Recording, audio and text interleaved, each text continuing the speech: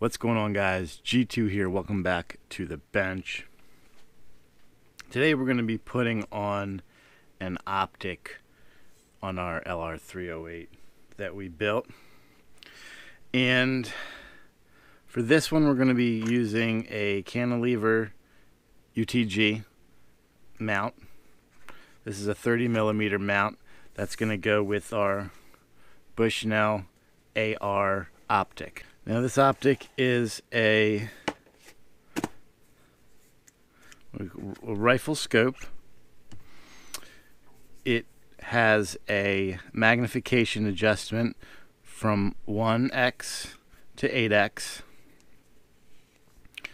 And the reticle in here is what Bushnell refers to as an illuminated BTR. So this is set for 100 yard zero, and then you can go the reticle goes from 100 all the way up to 500 yards using the reticle as the drop points. Now, as I said, this is illuminated, so you can see the reticle right there, off, on, etc.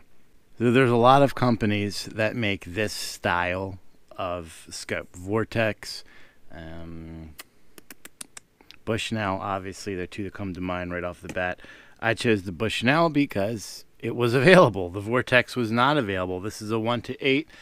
You can find 1:6s everywhere. I like the 1:8 because we're going to be going on a 308 platform, so I want to have a little bit more magnification, so when we're going to 500 yards, my old eyes still have a fighting chance.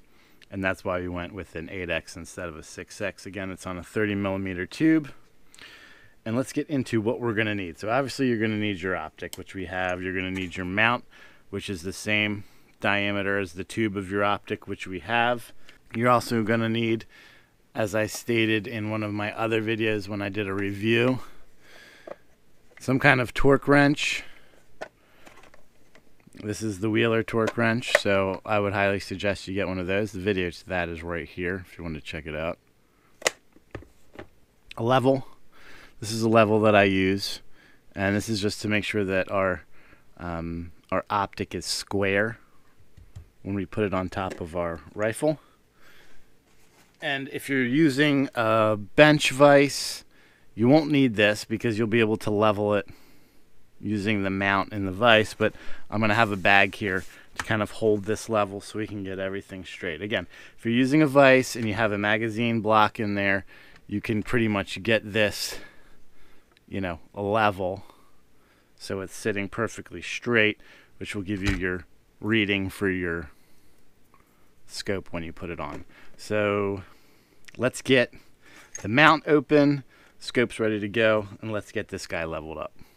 Okay, so using the bipod here in conjunction with our shooting bag, we were able to get this level, as you can see. And that is the first step in making sure that you're going to install this right. You'll find, I have one and I can't find it, but it's a bubble level like this. That works great because it does both axes as opposed to one, instead of having to go like this and like that. Just a little easier. So we know that we've got this working level. So what we're going to do is take the screws off of our cantilevered mount. Now these use a standard T20 star wrench, so pretty easy, pretty readily available. So the reason that I chose this mount by UTG, there's a couple things. I like the fact that it's very light. It has this nice skeletonized base, which takes some of the weight away. It is aluminum, so it's not really heavy. One of the big selling factors for me was it has an integral Picatinny mount here. So this mounts onto a Picatinny rail, but as most will only have 2 points of attachment. Obviously you've got your side rail here that locks in. That's your solid point of attachment going consistently from front to back of the mount.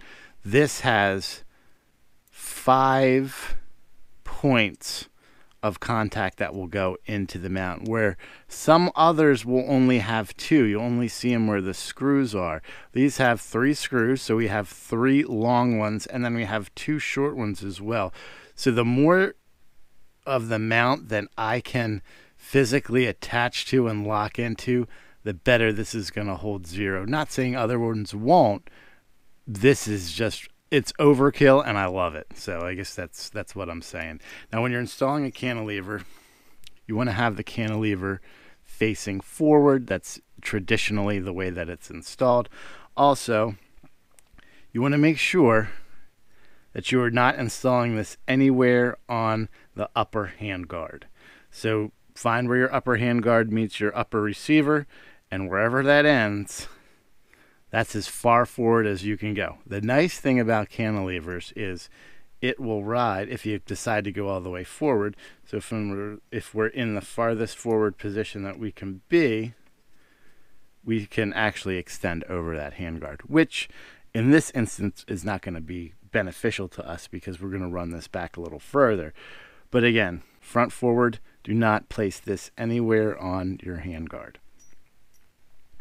Now, where you place this on your upper is completely and totally for individual needs. So it's whatever feels best for you. So while you're doing this, what you're going to want to be doing is have your scope on, your optic, and I mean, we're not locking any of this in, it's all loose, and come back behind your rifle and see, is it clearing the charging handle? Can you hit the charging handle without hitting the optic? If not, maybe you just scooch it up a little bit. Does it need to come back even further? All these are preferences that you and you alone will have. My scope is going to be set up different than your scope. That's going to be set up different than your buddy's scope. This is all preference. We all have different cheek welds. We all have different cheek heights. We have different eye reliefs, combs. It's all different and specific to you. So put it on. If you don't feel comfortable hanging it on like this, you can tighten it up a little bit. Maybe put one cap on just to hold it in place and screw one in and then take it off your bench. We're not worrying about is it centered or any of that other jazz. All we're worrying about is when we pull that rifle up and we set up naturally, do it with your eyes closed, then open your eyes. Do you get a clear picture? No scope rings. Everything looks great. So I can't tell you what yours looks like. You have to do this process. So lock it down fairly snug. You not over torque it. We're not going to final torque here. Just lock it down so it doesn't fall off the rifle. Bring the rifle, close your eyes, bring the rifle up, make sure it's unloaded. Bring the rifle up to where you would normally put it. Open your eyes and look through your scope and move this back and forth accordingly until you can bring it up, set it, open your eyes, and achieve a perfect picture through your scope. So I'm going to go ahead and do that for me right now. All right, so we set it up, and wouldn't you know it, I nailed it. Lucky me. First time, don't have to touch anything. It's set up perfect just the way it is. So now we get into, I'm sure when you put it on, you saw that maybe your reticle is slightly canted, right? So maybe instead of being straight, it's slightly off. That's because our scope needs to be rotated and turned to ensure that we're level this way. So what you're going to do is you're going to slowly and snugly, well, slowly and gently place your screws into your optic. Now you're only going to do one on each just to hold it in place. So when you turn that, you can have it set. Now, people like to put Loctite on these. I am a proponent of Loctite, especially in this situation. So even though we're going to be torquing them to spec, on an optic, the last thing that you want is a screw to back out and you lose zero. Or I guess the last thing you want is a screw to back out and you don't realize it backed out and you're wondering why you lost zero. We've all been there. So we're just going to grab a dab of blue Loctite. We're going to put it on each one of these. We're also going to put them on the screws that mount. Now what I did was I tightened one down, so the middle one is down. And what we'll do is we'll take the forward and the rear screw out. That way the mount is not moving, right? So we're in position. We know where we are. We're not moving the adjustments that we just did. It wouldn't be bad if you did the Loctite beforehand, give it some chance to set up. I don't really like putting wet Loctite into my threads. I prefer to have it sit for, I would say 20 minutes or so and get a little tight so it's not running all over the place. That's just my personal preference. So if at this point you want to stop, take a break, let this Loctite set up and come back, you can definitely do that. So we're going to get one screw here. We're going to put it into our mount like so, and we're just doing this very loosely, and we're not tightening this down as much yet. Now on the other side, we're going to go basically to the opposite side, or the opposite hole.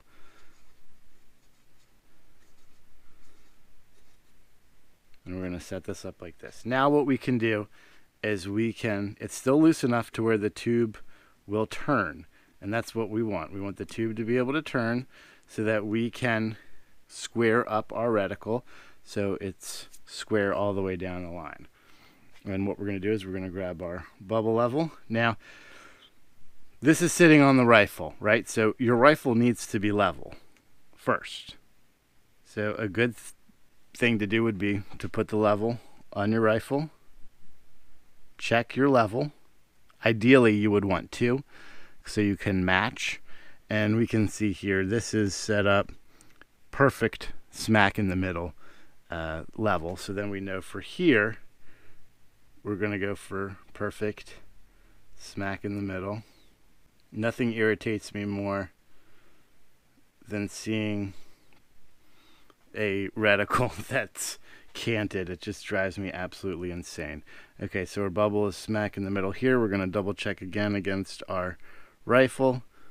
It is in the middle. Now what we're actually going to do too is I'm going to put my head behind here to visually verify that it looks good, and it does. So now what we're going to do is we're going to get 2 more screws. We're going to put one here. When you're putting these screws in, for all of you who've changed or rotated tires on a car, I want you to think of it in terms of that. You don't tighten one side down all at once. You kind of rotate your way through to ensure you have even tightening. Because what we've got here is these tops aren't totally down yet. There's still a little bit of gap.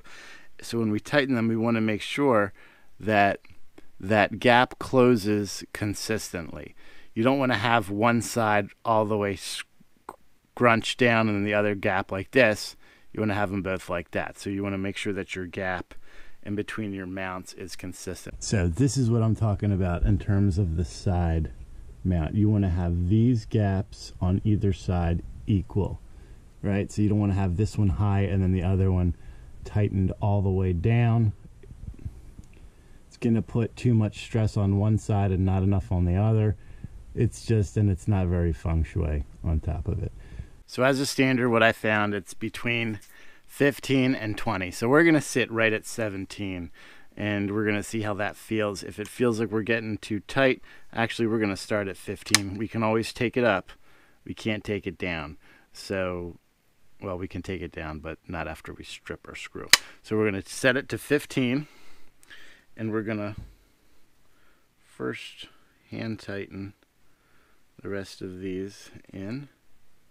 Just get them started. You're not tightening anything. If you can't do it with 2 fingers, they're in there too tight.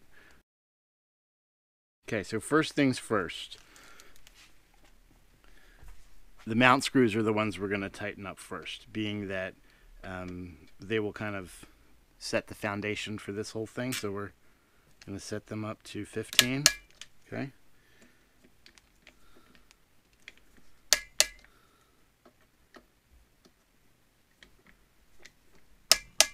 Now, as a rule of thumb, once you've gone through, go back in the reverse order just to make sure that tightening up one side didn't loosen up another side. Check our level here.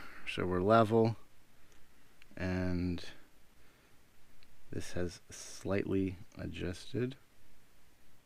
That's likely due to us, there we go, tightening down the mount. Now what we'll do is, using our hand screw, we're just going to tighten these down a little bit more, and we're going to go rotating. So we're going to go one side, then another side. We'll start over here, give it a little torque, go over here, a little torque, then we're going to go over to this side,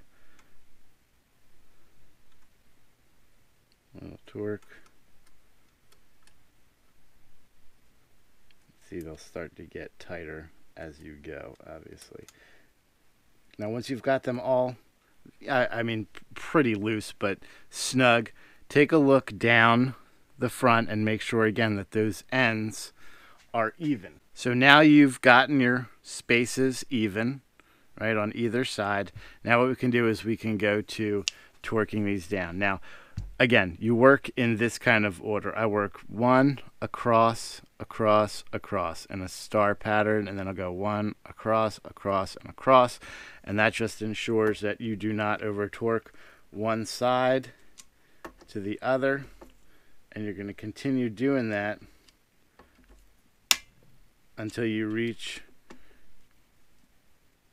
your torque. But you don't want to go all the way torque down on either one, because then you're going to over torque one screw on the other screw, and it's going to put everything, all the work you did, right out. So now we've got these down to 15.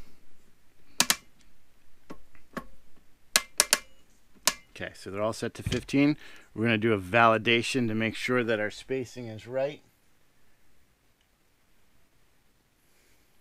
And it looks good. And, you know, for me, I'm going to take this up to 17. I think that's 15 feels a little light. So we're going to take it up to 17 and do it again. All right, so what we ended up doing was I ended up going up to 20 on all of these. 17 felt good, so we just took it a little step further.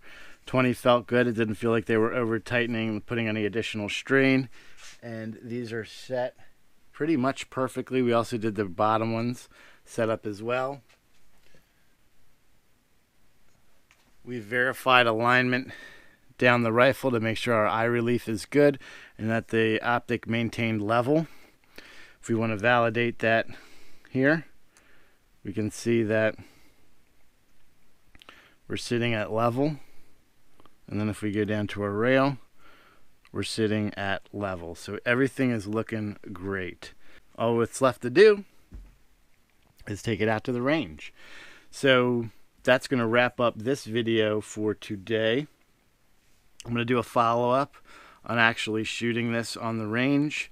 That's going to be included in my optic review, so be sure to check that out. And guys, that's how you set up an optic. It takes a little bit of time.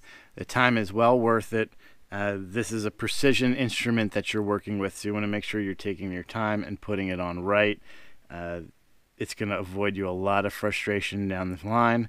When you go to zero this in, you want to make sure, one, it holds zero, two, it maintains zero, and three, none of your screws back out. It's not out of alignment. It's only one way to do things, and you got to do it right. So if you follow the instructions that I gave you, you should be good to go. So until next time, make sure that you're practicing safe weapons handling at all times and treating every weapon as if it was loaded. God bless America. G2 out.